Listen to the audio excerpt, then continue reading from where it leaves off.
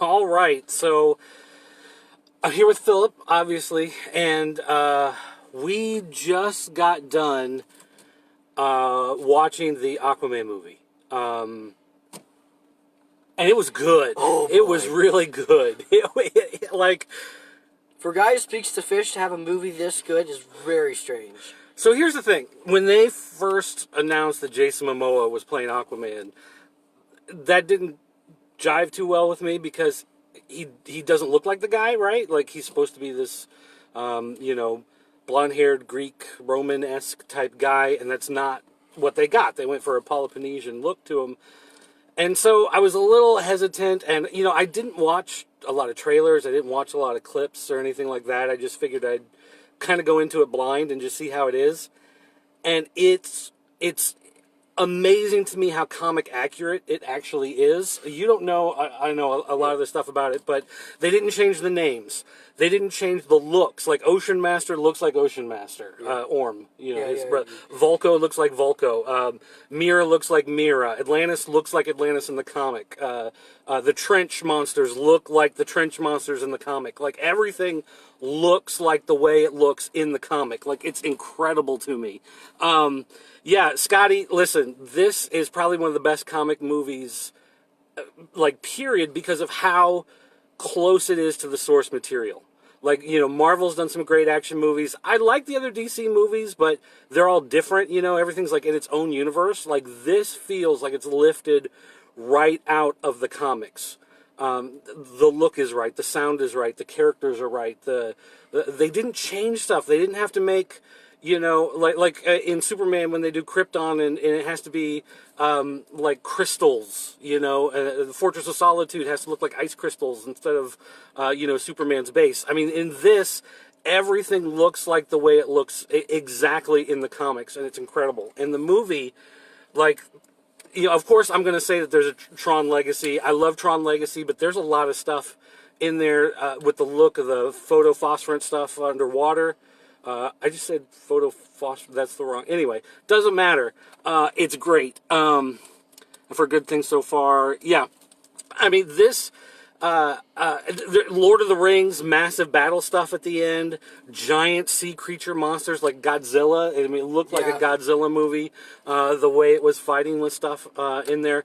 Plus, there's like this section in the middle that's like part Tomb Raider, part Uncharted. Yeah. Like the movie, like, everything makes sense in the way it flows, but it changes it up enough. The movie's 2 hours and 20 minutes, so it's a pretty long movie, but it doesn't feel like it drags because they keep moving the story, and they keep going to different places. They're on this journey. I won't spoil any of all this stuff, but even when they do stuff like the fights, it gets real creative where, Mira's fighting in one place, Aquaman's fighting in another place, and it keeps going back and forth, like it zooms in just where you see Mira doing stuff, and then zooms out, and there's Aquaman fighting, and it zooms back, and it moves, and they do a lot of really neat stuff where they are underwater, and the camera's not afraid to turn upside down and to move through the water, because when you're dealing in that, it's not exactly zero gravity, but, underwater, you're moving around. They're not afraid to twist it and turn it and to use the space.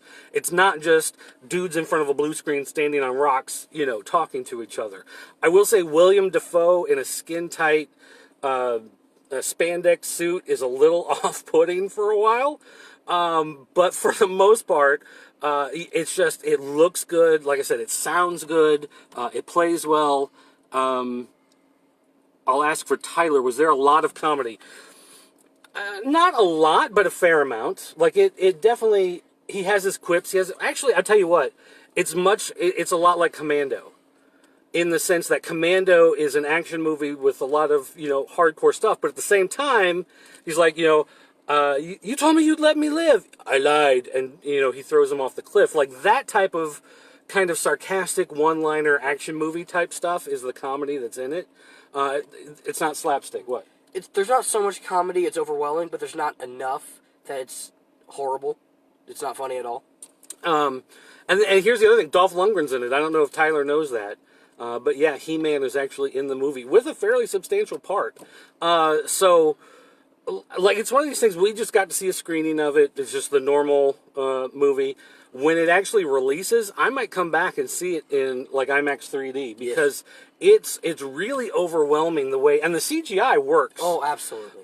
You know, it's a little weird at first because they're underwater, so the hair is always, you know, flowing around, and the way the people are, you know, just kind of drifting through, it's a little funky, but, I mean, they're underwater. Like, that's how underwater is. And once you kind of get used to that rhythm of the water, then, you know, everything else just kind of falls into place. And the other thing, Black Manta is, oh my gosh, he is phenomenal in this.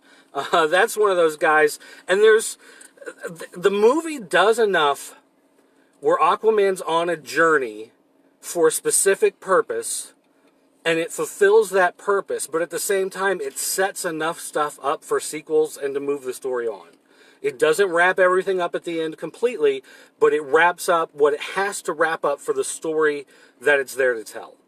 And, you know, I just found it to be just fantastic. Best DC film? Oh,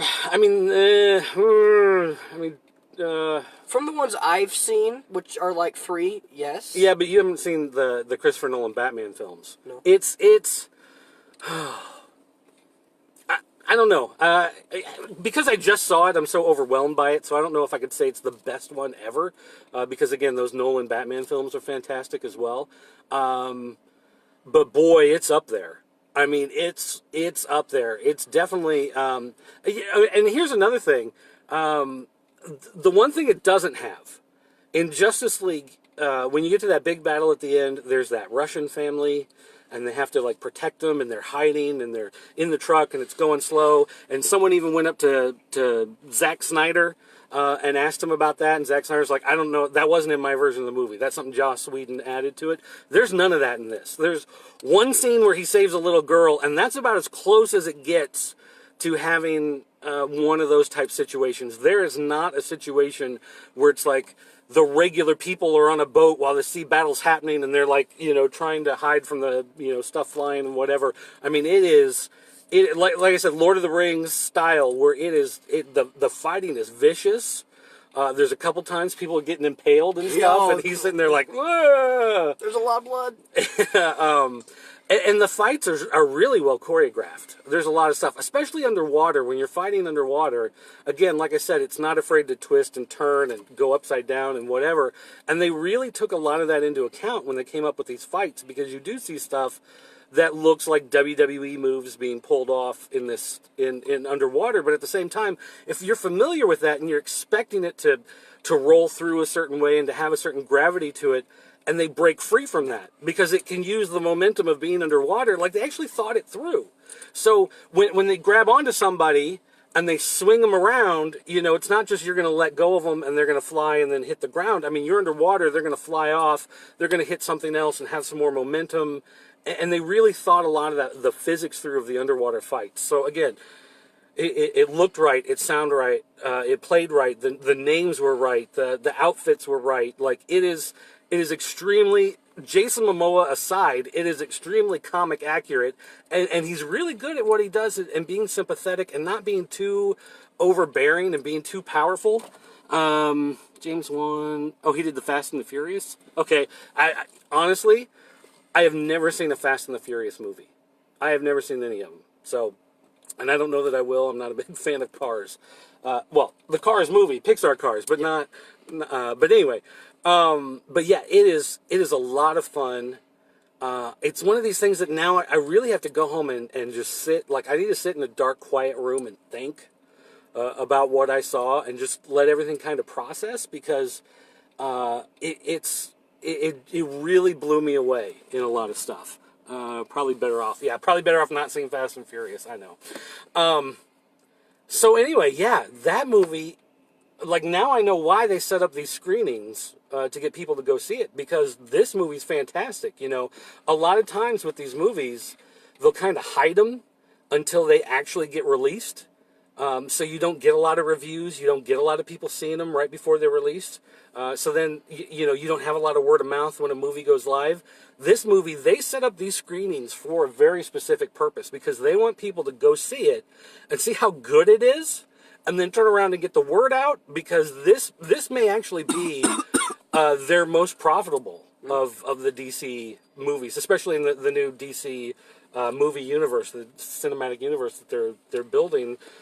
This one kind of resets things a lot of ways. They mention Justice League in just one line, like that he went out with surface heroes and saved the world, and that's about as far as it ties into the other movies. There's no cameo appearances. Like, I thought for sure Superman was going to show up at the end. There'd be some scene, or Flash might jump in or something. None of that. This is like almost completely free of anything from those other movies. So. But GBS, Galaxy Broadcasting System's in there, so long time. If you were reading Superman back in the early 80s, or late 70s, there's a reference for you there. But yeah, this was good. This was good. You do want to see this. I was skeptical, like I said, going into it, but having seen it now, you want to see this. This is good. Anything you want to add? There are so many moments when the CGI would pull out from everything. You could just see the entire battle, which would be so good for screensavers.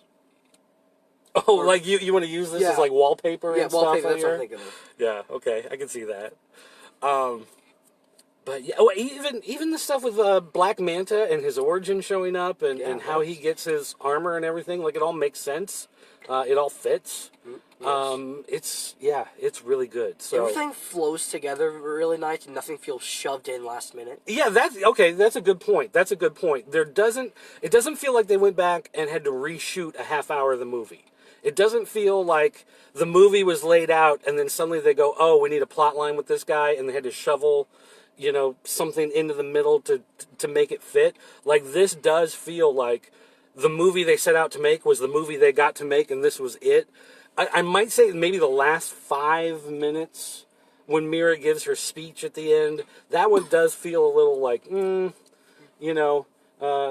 maybe that's just Amber Heard and the way she delivers, but, that would be the only thing I really questioned in the entire thing was how she kind of played off that ending. Yeah. But, I mean, oh my gosh, the movie is great. So...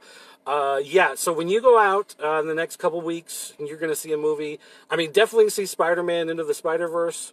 That movie, you're not going to go wrong with that, and you're not going to go wrong with this. And what do I say to Tony Beers in this video? Oh my gosh, go to sleep. That's what I'm going to tell you. It's past your bedtime. It's already 9:30 Central. So, all right, that's actually past your bedtime. So anyway, it was great. Had a lot of fun. I'm definitely going to see it again. You want to see this too. That's going to do it for us. Thanks for watching, guys. Bye.